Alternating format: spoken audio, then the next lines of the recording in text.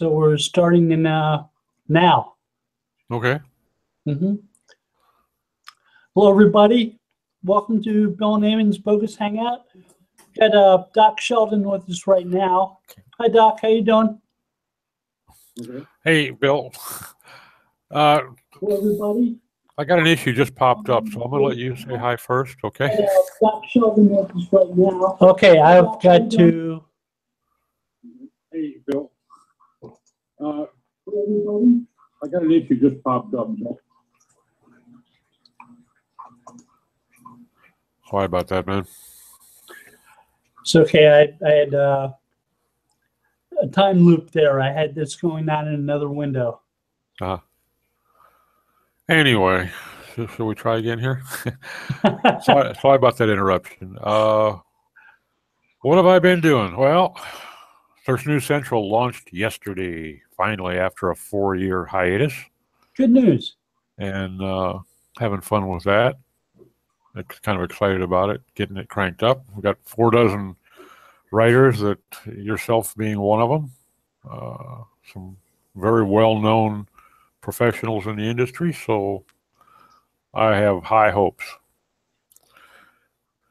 And aside from that, it's just been kind of a crazy week here around the Campbell household because my daughter is in the process of buying a new car.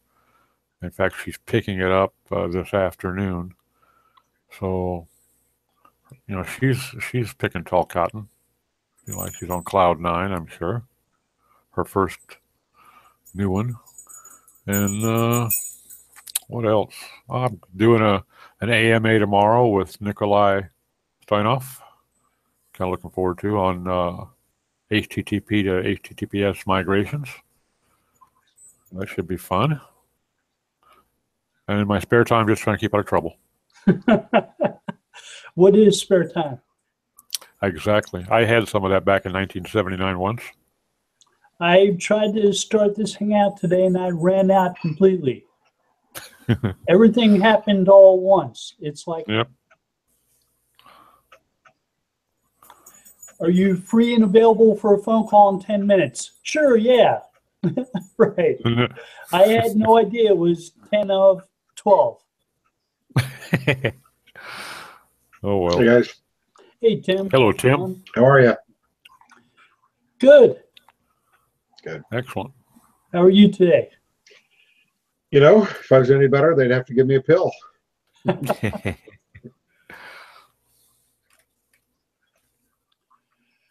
So what are you up to this week?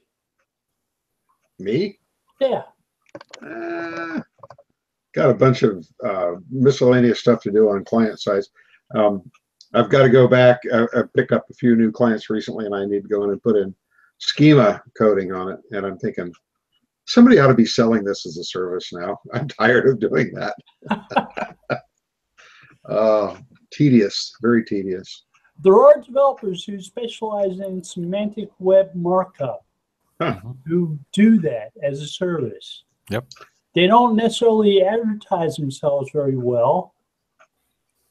They don't necessarily know SEO really well, so you're not going to be able to find them easily on the web. I didn't hear the very first part of what you said. Bill, did you name a name or just said, did you say some people are? There are some people. I didn't give you a name. Okay. I'm just saying there are developers who specialize in writing semantic web markup, schema, and so on. I probably ought to break down and invest in having somebody do that because I'm not very good at it. I mean, I can, but frankly, I'd rather watch paint dry, I think.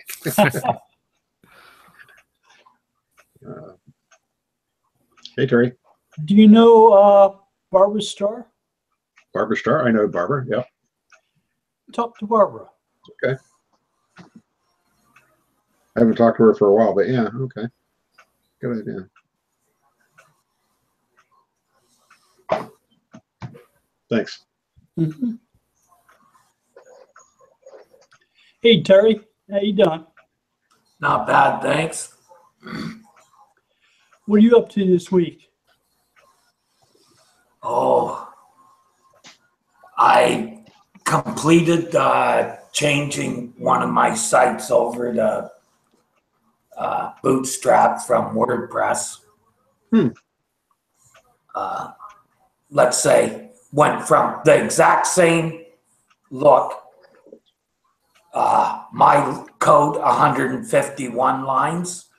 The WordPress theme 1591. Only. So I eliminated 90% of the code. Wow. The load just a little bit faster now? A little.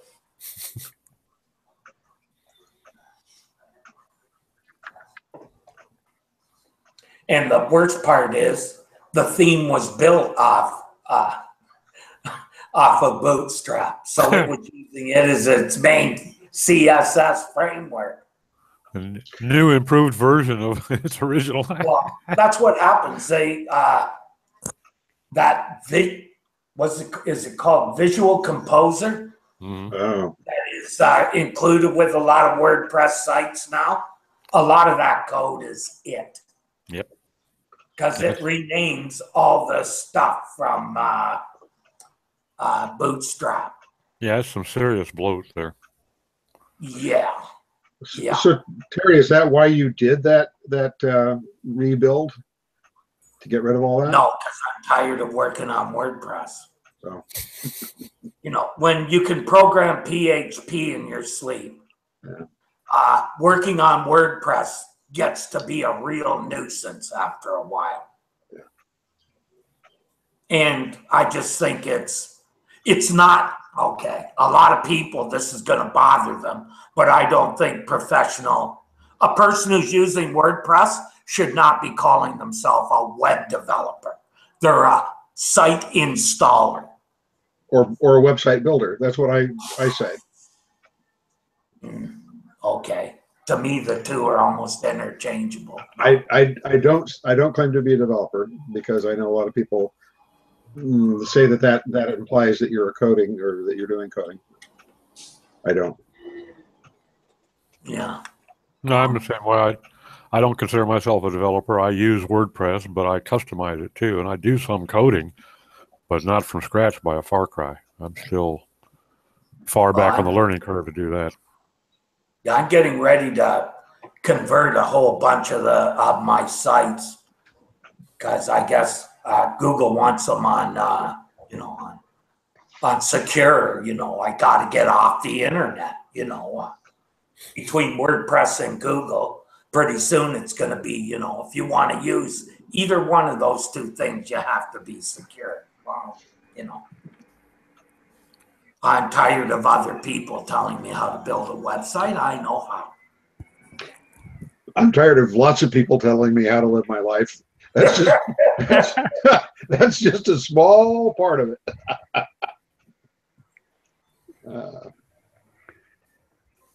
Interesting. Well, if Google has its way, people really won't ever come to our websites in the future. They'll just go and see what Google chooses to display about our companies, our clients' companies, and click on links that take them to something else that makes money for Google. So I don't think it can go that far, because most of their money is made off of PPC, and people aren't going to pay to have them stay on Google's site. That's not going to happen. That's the thing, that they're going to have to hit some point. They're going to hit a wall, and they're going to realize that they're actually chopping up their ad sales business, and then I think that they're going to start mediating their position a little bit, because, yeah, I mean, if it ever went that far, that would put them in the basement. They'd lose all that revenue. Look, the government got on Microsoft for just trying to force store owners to give them a little bit more shelf space. What do you think they're going to do if Google tried something like that? I really can't understand why Google has not yet fallen into the gun sights of the government in terms of monopoly. because they haven't really done anything to hurt those, to stop those other businesses from going ahead. Microsoft actually was, how would you?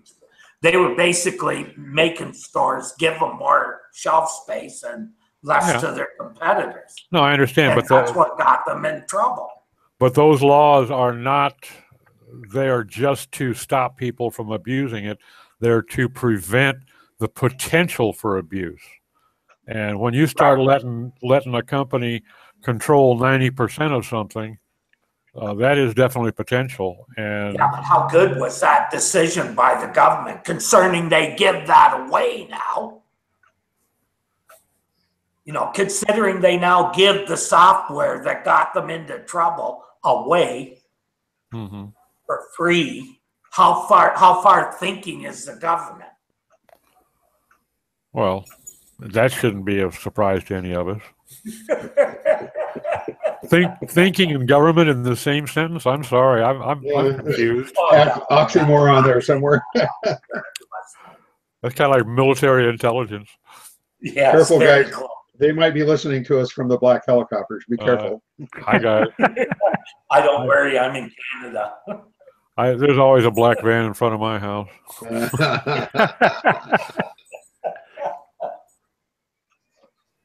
If you think about it, though, at least in the short term, the knowledge panel, or whatever the hell we're calling it this week, the knowledge graph, look at all the things they're adding to that. Ways that allow the users of Google search to contact the business and completely bypass the website. What would you call Bing's version of the knowledge panel? Let's see. The last time I looked at Bing was 19. Seriously, I don't even worry about Bing these days. I know I should. This is as good as we could copy Google's. Well, I'm just curious because I want to see what they're doing in trying to compete with Google. It's like I found site links at Bing are known as deep links. I didn't know that until 2 weeks ago. I think probably the difference between Google and Bing. Yeah. Google, everybody cares about. Bing, nobody cares about. But they are still competitors. And if they influence each other in any way, I'm curious. It's like the knowledge panel at Google, I think, is known as the knowledge widget at Bing. Sometimes Bing does a better job than Google does with the knowledge panels or with their site links. Not always, but sometimes. I think that Bing would be a whole lot better off rather than trying to find a way to compete with this massive corporation, rather that they should instead try to find something new to do. And unfortunately, Microsoft for many, many years now has not been good at innovation. Yeah. They've split themselves in half. They've got a Microsoft Research Asia that has great ideas. Yeah. Never shares any of those with Bing. Well, there may be a reason for that. I think maybe it's personalities. I think also Microsoft, because of their they've always looked for programmers and the best in the world. So I think in the beginning they had a lot more connections in Asia than Google did. That makes sense. If you look at a lot of their top researchers are usually from Asia, correct, Bill, or am I wrong in that? I'm not sure. There's stuff hanging out at Microsoft Research Asia that just doesn't make its way to the U.S. Right. There's a concept graph that's like Google's knowledge graph, known as Probase, that for some reason Microsoft Asia stopped working on. 3 years ago. And they started working on it again a year ago and finished it. And it's like huge compared to Google's knowledge graph. But you don't hear about it. Odd. Bing could be doing much better than they are. Oh, well, no argument on that. Yeah, I have not seen now for several years. I have not seen any major innovative effort out of Microsoft. They seem to be trying to improve this or copy that, but I think that their best hope against Google is to come up with something that is very marketable that Google isn't doing yet. And whether that's feasible or not, I don't know. But rather than trying to copy what Google is doing, it's like, a Chihuahua trying to copy a Great Dane. I'm sorry. You're just not going to scare off the neighbors with a Chihuahua's yapping. One of the areas where they may be doing better than Google in search results is with real estate. They do a really good job of showing information about real estate, much better than Google does. And they have little micro knowledge panels in drop-down search results. So you know how you do a search and you get the autocomplete results that drop down underneath the search results? If you do that at Bing and you hover over a result, you can get little knowledge panels from those results, which are much more graphic than what Google is doing. Gonna have to look at that. I hadn't seen that. But real estate, Bill? Real estate, they show a lot more information involving real estate. Well, could that be because there's so much information widely available for real estate off of the different MLS sites? It's possible. They may have worked out deals with places like Zillow and Redfin to use API information that Google isn't using. That makes sense. But how does any of that matter unless people are going to Bing to search, either on purpose or because their OS takes them there? Well, that's how they could take business from Google, is if on specialized searches, for instance, someone looking for real estate that realizes Bing is better than Google to look for real estate. That's where they do have a good shot, because niche search, Google's probably not the best at. Yeah, and I don't do a lot of real estate searching, so maybe it's not something I've thought of before. But gosh, Google's what percentage of search does Google now have? It's over 80%, right? We don't know for certain because the tools that we have to measure that aren't very good. And all the companies lie about their shit. Have for years. They use panels with like 2 million people to stand for 200 million. So all the articles that you read about this, basically, they're just making it up. They're making it up, yeah. Yeah, I go by what I see in analytics, and it's basically, it is pretty close. Like Google has about 80%. If you look at it, usually 80% of the search traffic. That's why my good friend Steve Garrentzer always says, you gotta, if you want to increase traffic, really, you have to look beyond Google to where the other people, it's a little bit, it's easier to work on that sometimes than Google. Because everyone is so preoccupied with it.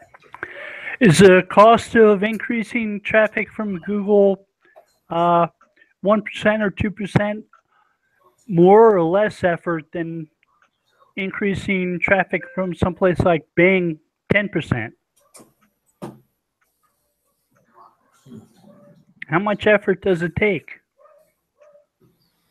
Well, I think that would vary depending upon your niche and.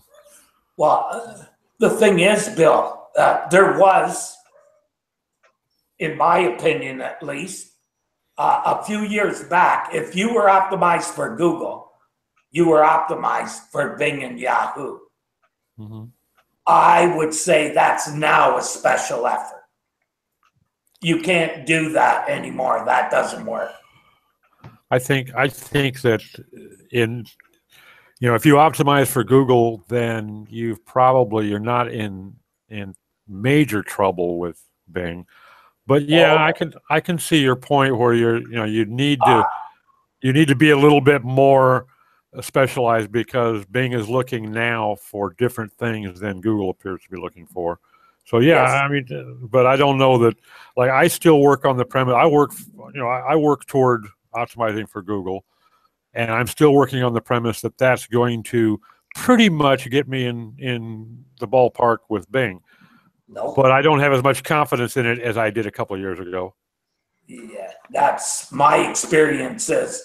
When I took over these sites, right, all pretty much equal, we were ranking on those. Like, that's why their portion, for me at least, is going down.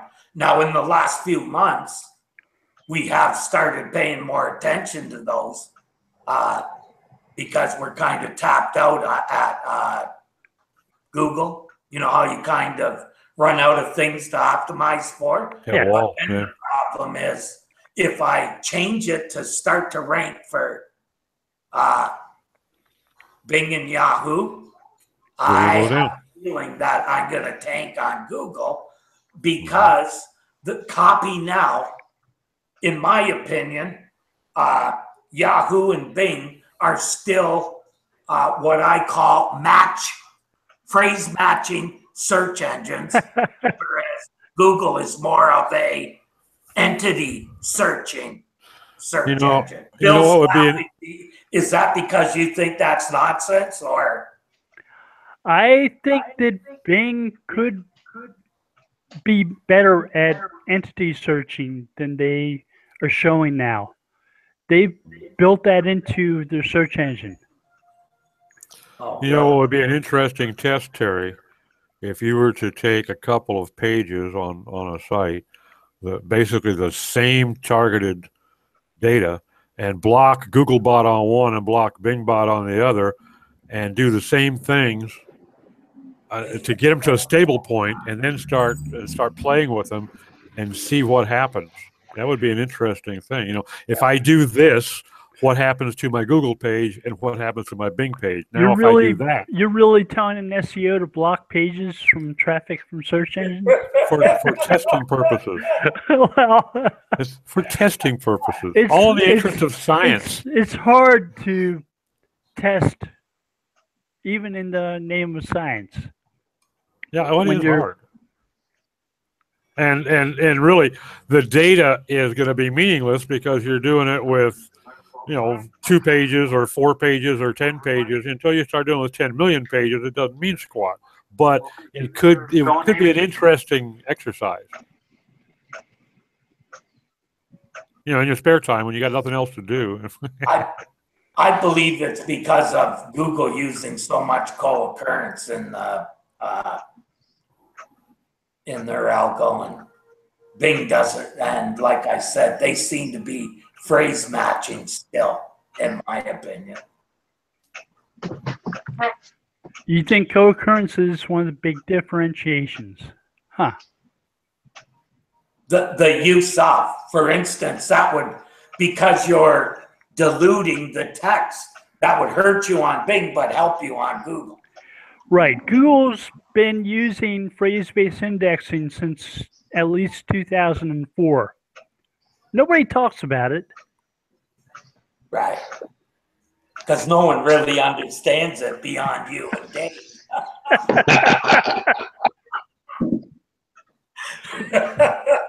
He starts talking about that, my eyes I just go to sleep.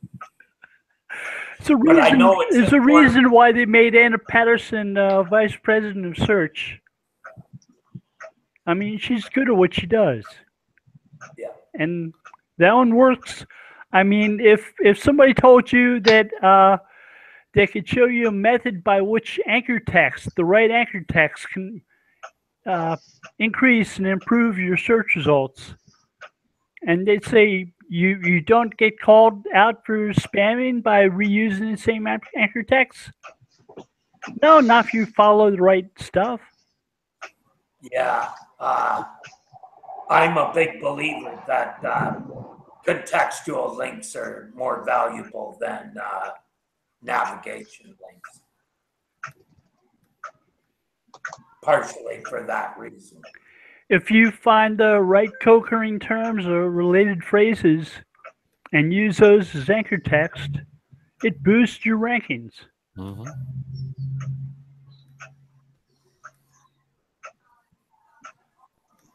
Oh. You know, in the midst of all this, the other question that I'm thinking about is, so the only reason I would spend time on Bing would be if my target audience is more likely to be using it, or at least as likely to be using it as Google. I don't know if we know. How can you know that? I wonder, are there any stats on that? If you're a tech company. Look in your analytics. I can tell you, anybody who works with Microsoft products don't use anything else. Really?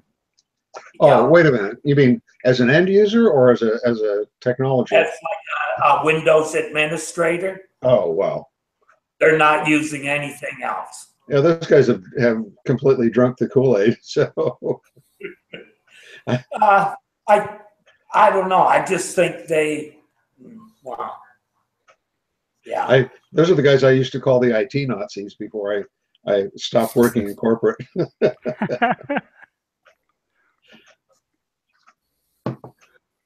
Hey, Kristen. Hey, Kristen, how are you?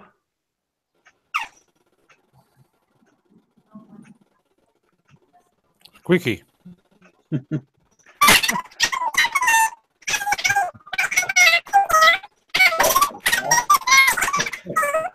get that chipmunk voice going on.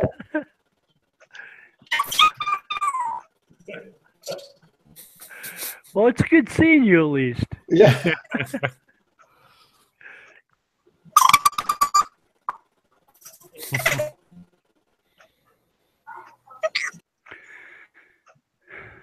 Is she having mic problems or audio problems or something?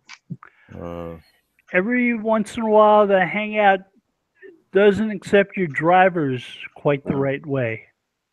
And they mess with your camera or they mess with your microphone.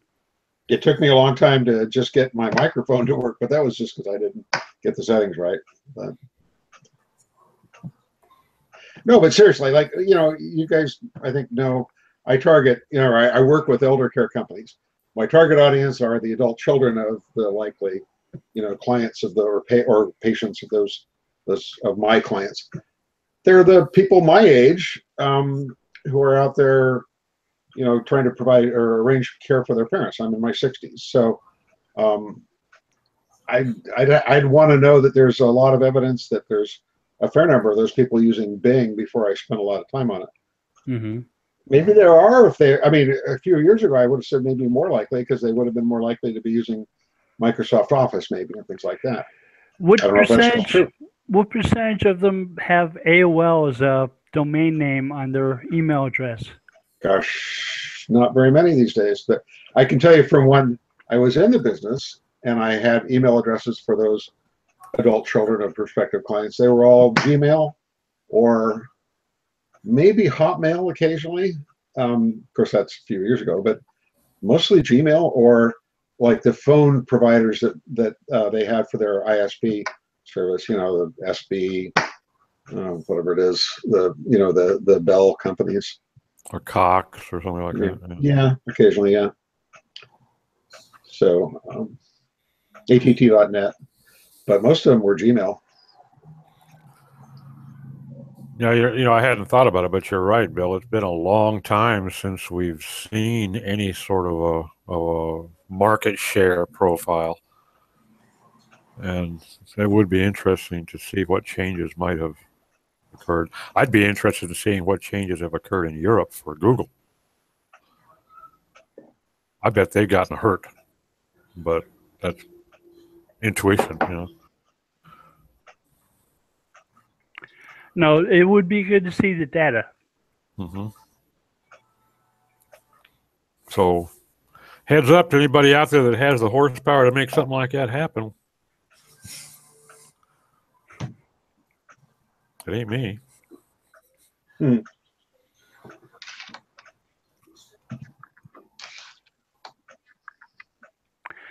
So, in addition to trying to include more Bing users and Bing results, I've been trying to make sure that I do everything to get all the social media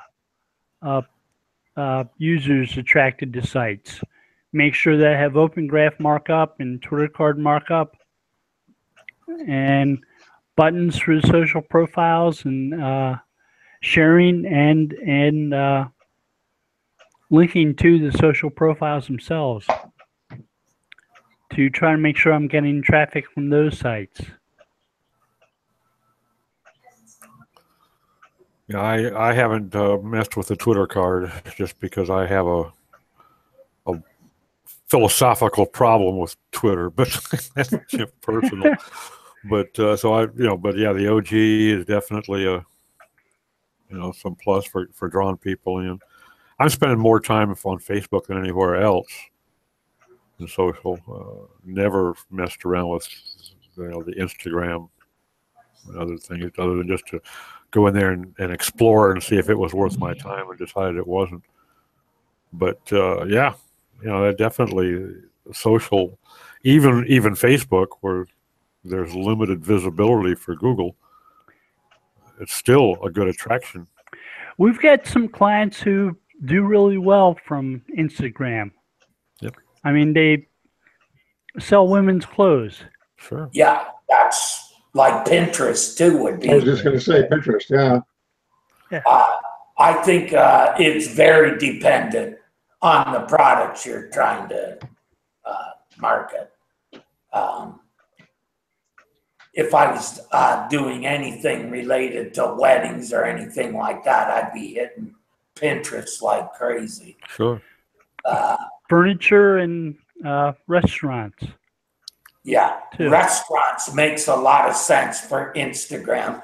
And another one that I saw that worked really well was a gym that had a lot of Instagram pictures. That it worked for them too. You show people having a good time at the gym. Yeah. Well, it was a mixed martial arts gym as well. Yeah.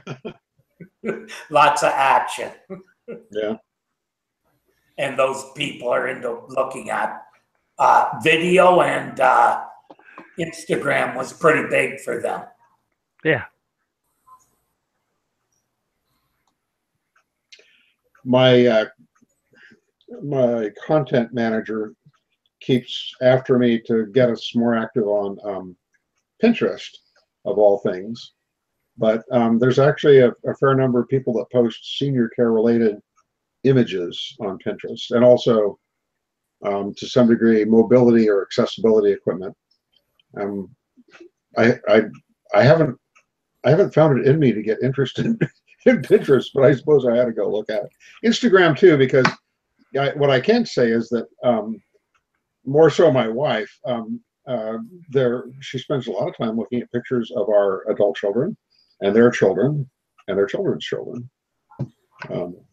So I'm not sure how to exactly capitalize on that from a marketing standpoint, though. The other good thing about Pinterest is a lot of their traffic is people who bookmark using it, because there are no good bookmarking applications out there anymore. A lot of people use it for bookmarking because they have a bookmarklet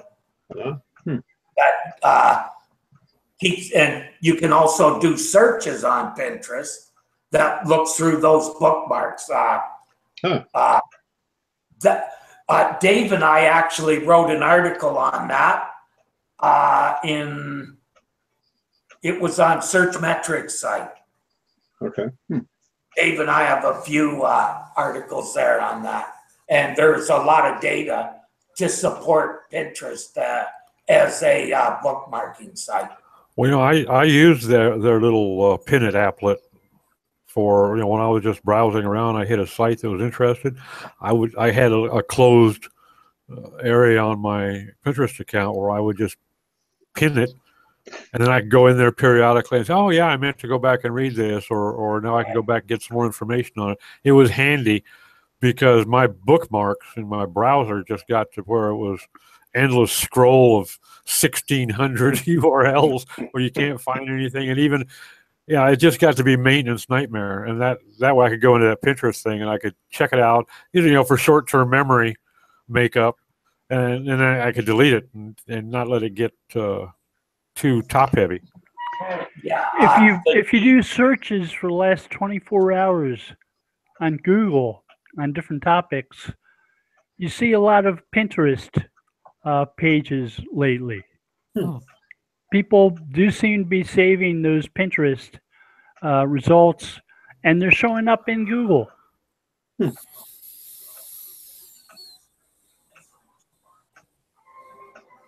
I suppose I should go look at it. I was surprised by how many Pinterest results there were in there, but it seems very popular as a way of bookmarking stuff. Well, the reason I think, Bill, is because it associates a picture with the bookmark, and it makes it easier to remember what you're looking for if you got a bunch of them. That's kind of human nature, yeah. It's interesting that the newest browsers by Microsoft has Windows operating system now has a place to keep notes where you can, you know, save that kind of stuff that you want to save. I think it's because of all the bookmarking sites just disappeared after Google quit using them in there.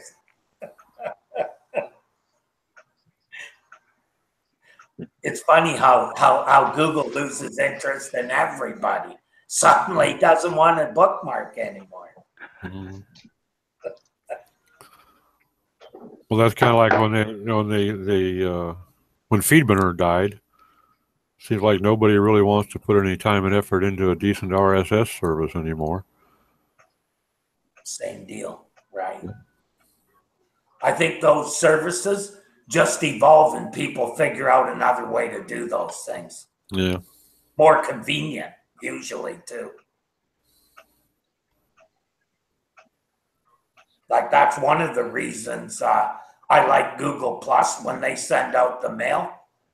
Good stuff, I just leave it in my inbox. And then every Sunday I go through it and read what I thought was interesting and didn't have time to through the week. Mm-hmm. Usually a few posts in there from Bill.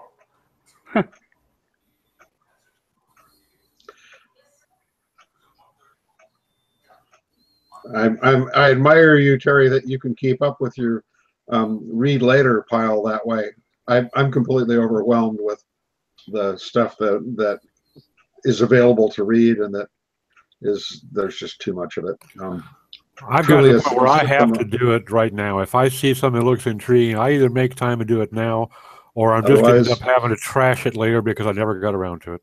Yeah. That is one of the things that I miss about doing the Regulators, you know, because it was a news show. Every week, Dave and I had to go out and look for news to talk about on the show. Then I would do all my reading. Mm-hmm. So usually Wednesday morning about 10 o'clock. I miss that show. Yeah. It's coming back. Yeah. Maybe not called the Regulators, but I'm pretty sure Dave and I and Well, we're working on something as Good. we kind of speak.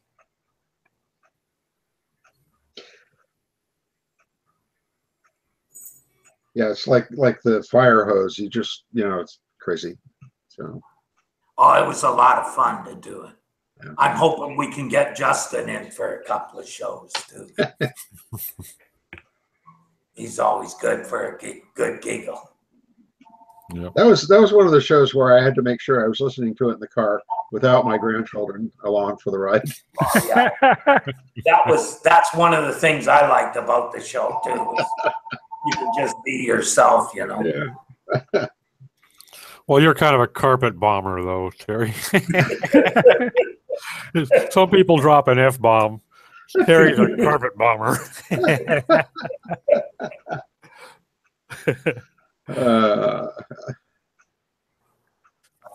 Yeah, you guys call here about twice a day, and for the 100th time, we have ducks. That's a duck cleaning service that keeps calling here to clean our ducts when we have radiators. Do the ducks? I know you said DUCT, but my mind immediately went to DUCK. You clean your ducks often? Oh, I was thinking the other day about how much humor we lost in the world when computer mice no longer had little trackballs in them. Remember all the articles about cleaning your mouse balls 20 years ago or whatever it was? Oh my, I'm too old for you guys. Doc, you probably remember at least. Oh, I remember having to clean my mouse ball more than once in a day. Yeah. Well, do you remember the joke things, what instructions for cleaning your mouse ball? Yeah. Be gentle. Oh, yes. They're very sensitive. Oh my. Anyway. Trying to think what else has been going on. It looks like speaking of since this is an SEO chat, it does look like people are saying that the latest Google local algo change or algorithm update has been rolled back a little bit, or maybe refined. The proximity stuff that I forget what that one was called, or what somebody named it, Possum. They were calling the new version Hawk as a yeah, I saw that. Something that fights possum. So the idea is that actually announce an update. Google didn't announce an update. No. Nah, then it probably wasn't an update. Those guys call every little flux an update by Google and local. They don't even take into account that a lot of times it's seasonal. And right now is when you see a lot of seasonality coming into the search. If you look at searches, if you look at, there's stuff that I can look at in mine, data that I watch, and I can say every August that all the SERPs get full in one of my industries, full of aggregators, because that's when people are looking for general places, right? They're not looking for specifics yet. So because those are getting clicked more, I believe they come up in the rankings. And then later, when people are looking to actually buy the product, they slide and we come back up. Right. There are a lot of products that are seasonal. Yeah. Yes. If people search for them more at certain times of the year and they click on them more, they're going to show up more actively in search results. Sure. Yeah. And would you say that's probably because of click analysis, correct, or not? It's quite likely that from the one patent I saw that involves locally significant search results, they talked about clicks being assigned to Google to show certain local results more frequently if people click on them more, to continue showing local results. Okay. So that would make sense. If certain ones are getting more clicks at certain times of the year, they're going to rise up because they're more popular. Right. So- If people are searching for lawn care at the beginning of spring, Yeah. and people click on that a lot, Yeah. you know, it's going to show up more frequently. But Bill, are you thinking too then that if your queries and clicks are indicating that a local topic is what you had in mind, that they're going to start focusing more on local results in that session? Maybe that would make that sense. time of year, maybe as a group thing, they're saying you're a member of a group. We're going to show the they call it a bias document Okay. set. Yeah. People tend to be searching for insects, and they want exterminators. We're going to show them exterminators around them. And in my opinion, this is not recent. This has been going on for literally years. The first time I saw it was I was working for a company that did nothing but pajamas. So in the winter, easy to move something onto the front page. In the summer, it was Wikipedia and organizations that gave away pajamas. In other words, people weren't looking to buy pajamas then. However, I saw Wikipedia go down to the second page. No. Low on the second page at the height of the season. For instance, between November and December, when a lot of people buy their children's pajamas for Christmas. Bumping Wikipedia to page 2, that's got to be a dream there, huh? I would all of those just disappeared, and people that were on like page 2 of were in the top 5. It was pretty, like, back then you really noticed it a lot more than you do now. That's when I first noticed it about the time that I hooked up with Dave at the dojo, and we looked at it pretty closely and noticed it happening for more clients when we started looking deeper. Right. The answer box patent said we've got all these click signals that we look at when people click on certain type results. What time of day, what time of week, what time of month, what time of year, which location, where they're searching from. And all that. So click data does make a difference, no matter how much people from Google might say it's too noisy for us to use. Well, sometimes it's important to look at those signals.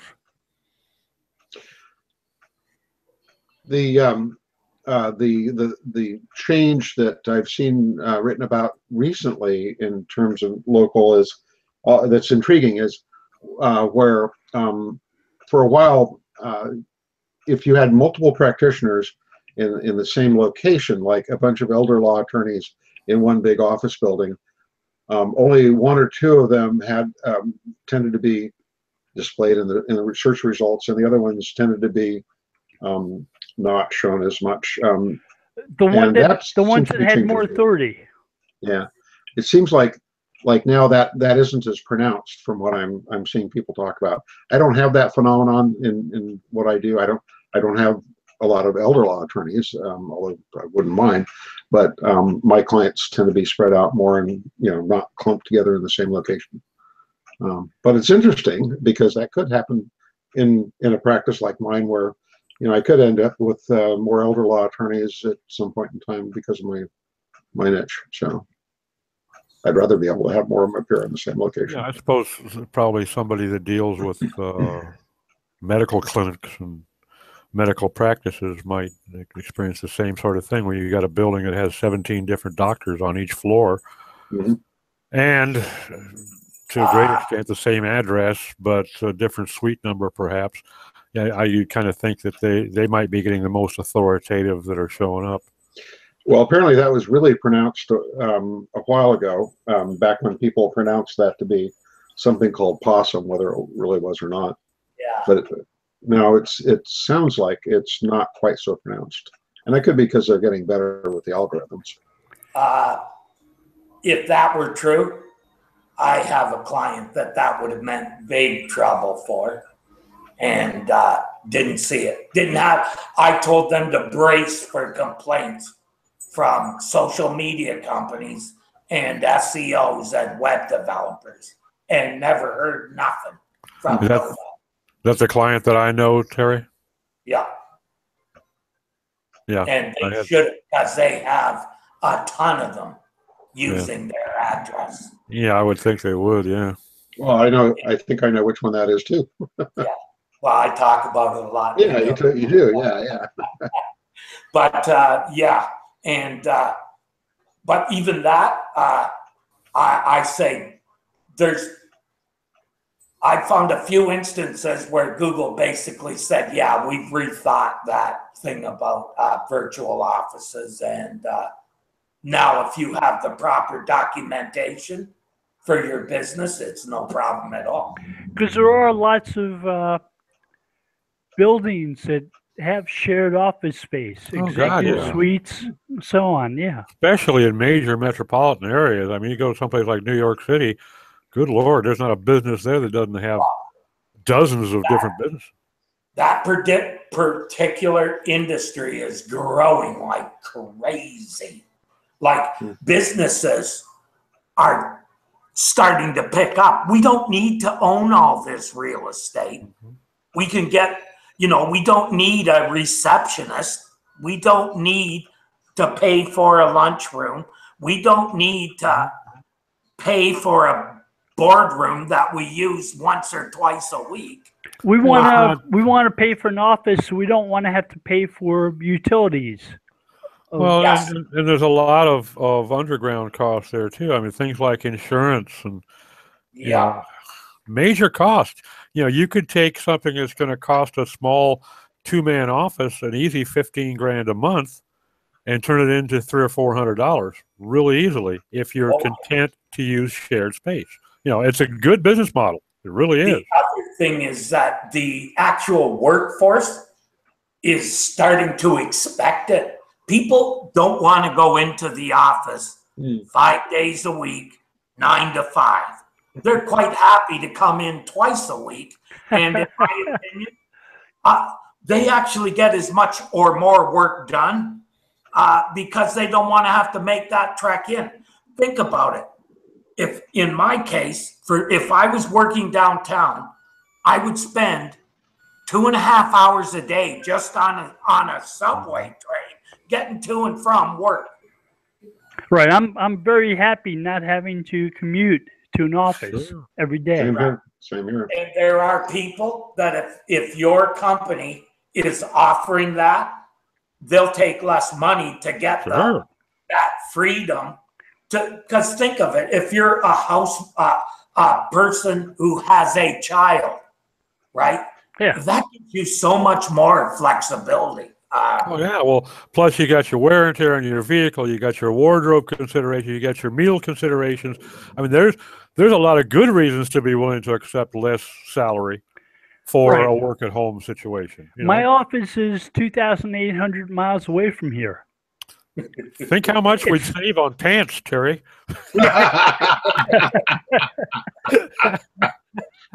Yeah, you only have to be presentable from the waist up. Right? Exactly.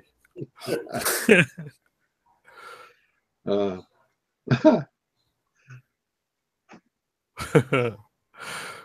but it really is. It's an up and coming business model, and I think that particularly when you get into a major metropolitan area, like you say, you're going to spend 2.5 hours a day, and if you're in New York City, you're going to spend a lot more money getting there, and you even if you have a car, you're going to leave it at home because parking is a nightmare. and terribly expensive. So, the same is true in a lot of portions of Chicago and Detroit, Minneapolis. Minneapolis parking is a nightmare. I go someplace like DC and try to drive to an office. Oh, Lord. Forget it. It doesn't work. No, Not at all. no, Not at all. no. It's we're moving more and more towards a remote worker. And I've seen some articles over the last 6 months where, companies, some of the companies in the Silicon Valley that were big on this, ever since Marissa pulled it back for Yahoo, Yeah. that other companies are starting to limit it, or they've stopped hiring. They're leaving their existing people alone, but they're not hiring anymore, or they're limiting it to 1 day a week at home. But I really don't think that it's that much of a downtrend. I think that there are more places that are open to that now, on percentage-wise, than say 2 years ago. There are like collaborative tools and video conferencing that allow people, enable much them to better work now. together. Yeah. Yeah, as teams. Yeah. I worked in Silicon Valley in the late 90s and early 2000s, and we had a lot of engineers that, wanted to work from home a good part of the time. We did not have the kind of conferencing tools we have now. And I was a manager. I can tell you it was a pain in the butt because I had a hard time reaching the engineers when I needed to ask them about things. They would, not take calls. They would ignore their email. I was in a really bad spot. I was a program manager. I had no engineers that reported to me, but I was responsible for having the train arrive at the station on time with everybody aboard. And it's kind of funny. I hated that. Responsibility, no way to make sure it got done. Exactly. That's program management. That's the nature of program management. Yep. Thanks for that. Yeah. There was a joke back then. I don't know. Do you mind if I take time to tell it? It'll take like 2 minutes. We've got 2 minutes, so close us out. Okay, Tell the joke. So there are 3 guys that are working in a high-tech company, or 3 people, guys or women, doesn't matter. And they're on a typical death march project. That's what they always were. And they decided to take at least lunchtime off. They go down to the beach, because I worked in Santa Cruz. And they're walking along the beach after they eat, and they find an Aladdin's lamp, And so they rub it, and sure enough, a genie comes out. And the genie says, well, usually I give the person that finds my lamp 3 wishes, but since there's 3 of you, I will give each of you 1 wish. And so the first one is an engineer, and he says, well, I know what I want. I want to be on an island with, all these island benefits, and not be on this project I'm on. Genie says, oh, fine, poof, off he goes. Second one says, well, who's also an engineer, says, well, I want to have a mountaintop retreat and just go there and not deal with any of this crap that I'm dealing with at work. And Genie says, no problem, go ahead. And the third guy, who is a program manager, says, well, I know what I want. I want both of those guys back at their desk in 15 minutes. Poof, they're back at their desk. Maybe you have to be a program manager to understand the humor in that. But. Or the victim of a program manager. Yeah. It's a little bit like herding cats, believe me. Oh, yeah. Yeah, I did that at McDonnell Douglas, and on top of that, we actually had 3 different companies that were working together on it.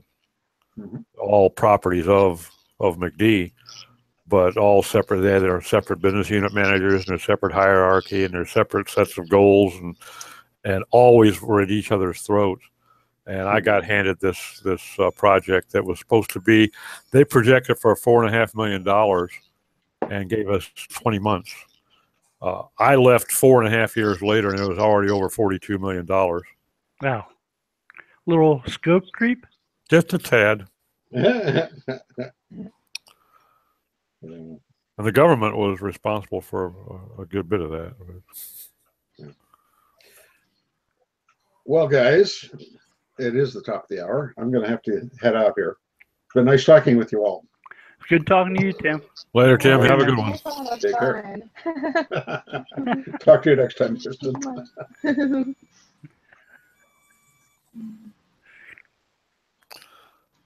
I wonder if we can pull in Ammon. Did he mention anything to you guys? I talked to him like earlier like North America morning. But I haven't talked to him like since the show started. Like, did he mention anything about? No, I haven't talked to him today. Okay. All right. Yeah. If you guys want to stay, I think we might be able to coax him out of what I was picking up on earlier this morning. Since like it's not on air, you know, and it's comfortable with you guys. So We're live still right now. oh, okay. That's what that says. Okay, we're gonna close down. Everybody, thank you very much. Everyone, Good day. Wow. I don't know how to salvage that one.